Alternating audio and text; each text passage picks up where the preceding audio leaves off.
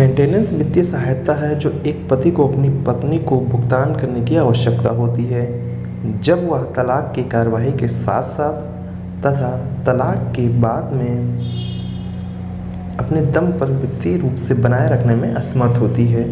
रखरखाव का भुगतान पति द्वारा एक मुश्त या फिर मासिक किस्तों में किया जा सकता है, जैसे भोजन, वस्त्र, आश्रय आदि का लाभ उठा सके।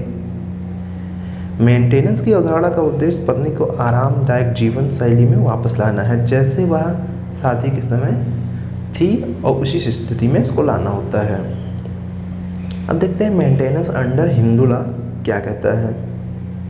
तो इसमें बताया गया है कि हिंदू दत्तक और रखरखाव अधिनियम के तहत एक महिला के रखरखाव के अधिकारों से संबंधित प्रावधान का पालन करता है।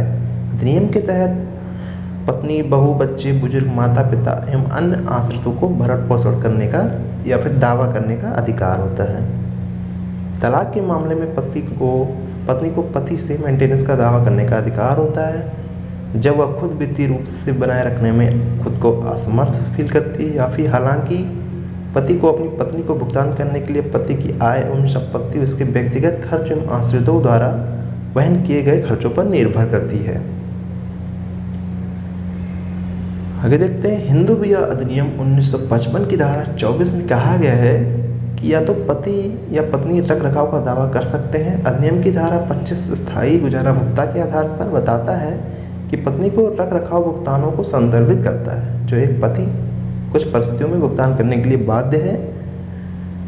भुगतान की बाध्यता या तो विवाह के निर्वाह के दौरान या विवाह के विघटन के बाद हो सकता है।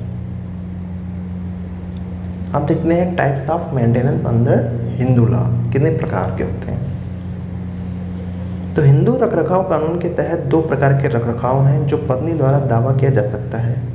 जब पत्नी अपने तलाक के लिए वकील के माध्यम से रखरखाव याचिका दायर करती है तो पति अपने आय की घोषणा का जिसमें रखरखाव याचिका का बचाव करने का अधिकार है। पहला होता है इसमें इंतरिम मेंटेनेंस, अंतरिम रखरखाव। जब पत्नी रखरखाव याचिका दायर करती है तो उसे अंतरिम रखरखाव का आदेश अदालत देती है। पति को उस तारीख से भुगतान करना होता है जिस दिन पत्नी द्वारा अदालत में याचिका दायर की जाती है।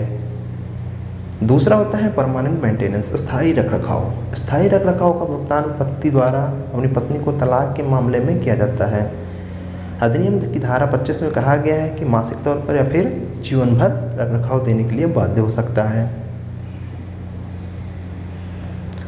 इसमें कहा गया हालांकि पत्नी निम्नलिखित परिस्थितियों में रखरखाव का दावा करने का हकदार नहीं होती है। यदि वह दूसरे धर्म में परिवर्तित हो गई है, वह व्यभिचार की दोषी है, अर्थात वह किसी अन्य पुरुषों के साथ शारीरिक संबंध में लिप्त है या फिर तलाक के बाद पुनर्विवाह कर लिया है उसने, ऐसे मामलों में वह दावा करने का अधिकार खो देती है।